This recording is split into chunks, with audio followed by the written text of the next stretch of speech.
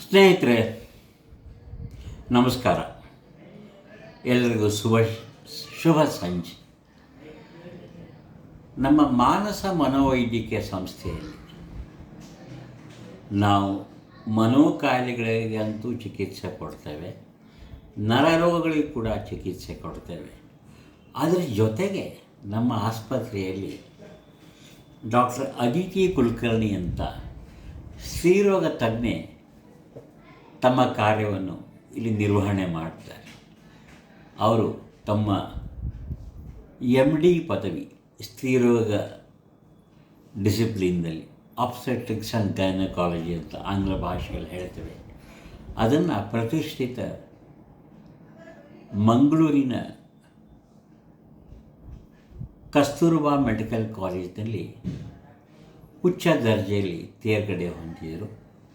ನಂತರ ದೇಶದ ಬೃಹತ್ ನಗರವಾದ ಬೊಂಬಾಯಿಯಲ್ಲಿ ಅಲ್ಲಿನ ಅಂತಾರಾಷ್ಟ್ರೀಯ ಫೆಲೋಶಿಪ್ ಕೂಡ ಮಾಡಿದರು. ಅಂದರೆ ಅವರ ಪರಿಣಿತಿ ಹೆರಿಗೆ ಮಾಡಿಸೋದ್ರಲ್ಲಿ, ಹೆಚ್ಚು ನಾರ್ಮಲ್ ಡೆಲಿವರಿ ಹಾಗೆ ಮಾಡಿಸೋದು. ಆಫ್ಕೋರ್ಸ್ ಅಗತ್ಯ ಬಿದ್ದಾಗ ಸಿಸೇರಿಯನ್ ಮಾಡೇಬೇಕಾಗ್ತದೆ. ಇನ್ನು ಫೀಟಲ್ ಸ್ಕ್ಯಾನಿಂಗ್ನಲ್ಲಿ ಪರಿಣಿತರು. ಫೀಟಸ್ ಅಂದರೆ ಭ್ರೂಣ. ಸ್ಕ್ಯಾನಿಂಗ್ ಅಂದರೆ ನಿಮ್ಗೆ ಅರ್ಥ ಗೊತ್ತೇನೆ. ಭ್ರೂಣದ ಸ್ಕ್ಯಾನಿಂಗ್, ಭ್ರೂಣವನ್ನು ಒಂದು ಅಲ್ಟ್ರಾಸೌಂಡ್ ಯಂತ್ರದ ಮುಖಾಂತರ ಪರೀಕ್ಷೆ ಮಾಡಿ ಭ್ರೂಣ ಸರಿಯಾಗಿ ಕಾರ್ಯನಿರ್ವಹಿಸ್ತಿದೆಯೋ ಇಲ್ವೋ, ಭ್ರೂಣದ ಹೃದಯ ಬಡಿತ ಹೇಗಿದೆ, ಏನಾದರೂ ತಪ್ಪಿದೆಯೋ, ಇದನ್ನು ಅವರು ಕಂಡುಹಿಡಿಯುವಲ್ಲಿ ಹೆಚ್ಚಿನ ಪರಿಣಿತರಿದ್ದಾರೆ. ಒಂದು ವಿಷಯ ನಿಮಗೆ ಹೇಳಕ್ಕೆ ಪ್ರಯತ್ನ ಮಾಡ್ತೇನೆ. ಈ ಸಿಸೇರಿಯನ್ ಸೆಕ್ಷನ್ ಬಗ್ಗೆ ಬಹಳ ಜನರಿಗೆ ಒಂದು ಮೌಢ್ಯಾವಸಿದೆ. ಏನು ನಂಬ್ಕೊಂಡಿರ್ತಾರೆ, ಬೇಡಪ್ಪ ಸ್ತ್ರೀರೋಗ ತಜ್ಞ ಹತ್ರ ಹೋದ ತಕ್ಷಣ ಸಿಸೇರಿಯನ್ ಮಾಡ್ತಾರೆ, ಅವ್ರು ಹಾಗೆ ಇವ್ರು ಹೀಗೆ. ಇದು ವೃಥಾ ಆರೋಪ. ಇದು ಕೂಡದು, ಇದು ಸಲ್ಲದು. ಜಗತ್ತಿನಲ್ಲಿ, ವಿಶ್ವದಲ್ಲಿ ಯಾವ ಸ್ತ್ರೀರೋಗ ತಜ್ಞೆಯೂ ಕೂಡ ತಜ್ಞೆ ಆಗಿರಲಿ ಅನಾವಶ್ಯಕವಾಗಿ ಸಿಸೇರಿಯನ್ ಸೆಕ್ಷನ್ ಅಥವಾ ಸಿಸೇರಿಯನ್ ಸರ್ಜರಿ, ಆಪರೇಷನ್, ಶಸ್ತ್ರಚಿಕಿತ್ಸೆ ಯಾರೂ ಮಾಡೋದಿಲ್ಲ. ಅದು ಯಾವಾಗ ಮಾಡಬೇಕು ಸ್ನೇಹಿತರೆ ಅಂತ ನೀವು ಕೇಳಿದರೆ, ಸಿಸೇರಿಯನ್ ಸೆಕ್ಷನ್ ಮಾಡಬೇಕಾದ್ರೆ ಕೆಲವೊಂದು ಇಂಡಿಕೇಶನ್ಸ್, ಕೆಲವೊಂದು ಸೂಚನೆಗಳಿವೆ. ಏನು ಸೂಚನೆ?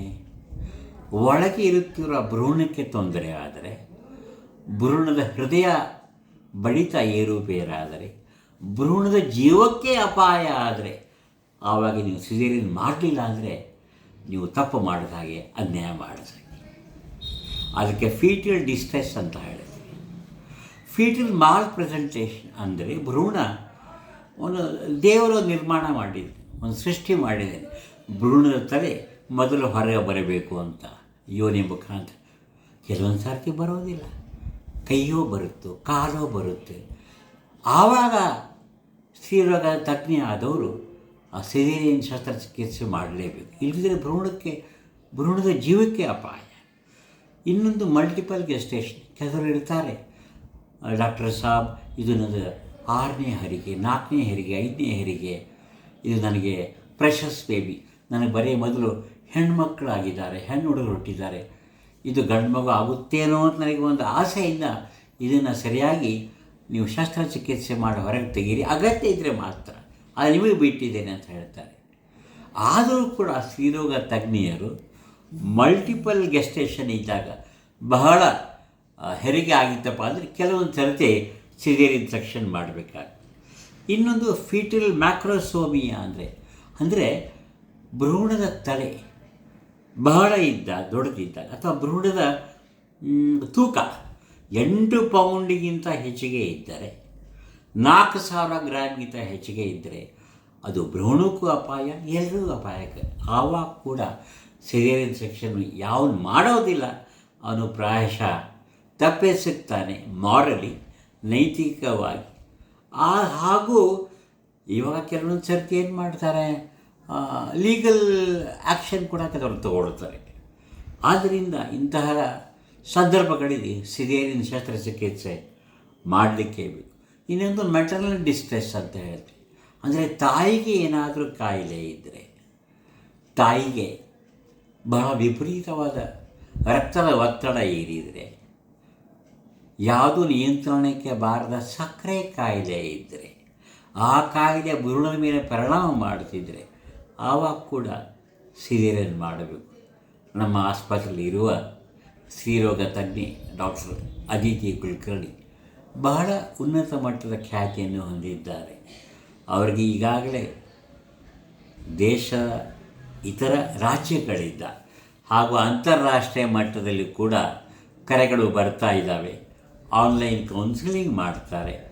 ಇಲ್ಲಿ ಅನೇಕ ಪ್ರದೇಶಗಳಿಂದ ಮಹಿಳೆಯರು ಬಂದು ತಮ್ಮ ಹೆರಿಗೆಯನ್ನು ಪೂರೈಸಿಕೊಂಡಿದ್ದಾರೆ. ಅಗತ್ಯ ಬಿದ್ದಾಗ ಸಿಸೇರಿಯನ್ ಮಾಡ್ತಾರೆ. ಅದು ನಾವು ಈ ವೈದ್ಯನ್ನು ನಾವು ಸ್ವಲ್ಪ ಕೊಂಡಾಡಲೇಬೇಕು.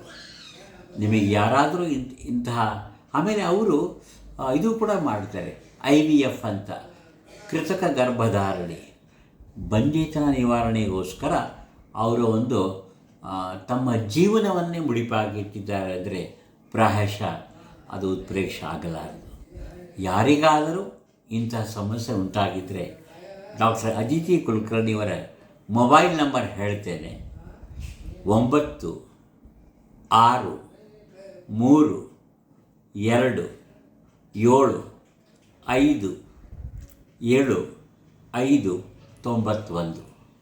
9632757591 ಇವರಿಗೆ ಸಂಪರ್ಕ ಮಾಡಿ. ತಾಯಿಯ ಆರೋಗ್ಯವೂ ಚೆನ್ನಾಗಿರ್ತದೆ, ಹುಟ್ಟುವ ಮಗು ಕೂಡ ಚೆನ್ನಾಗಿರ್ತದೆ. ಇದನ್ನು ವೀಕ್ಷಿಸಿದ್ದಕ್ಕಾಗಿ ತಮ್ಮೆಲ್ಲರಿಗೂ ಧನ್ಯವಾದ. ದೇವರು ಒಳ್ಳೆಯದು ಮಾಡಲಿ. ನಮಸ್ಕಾರ.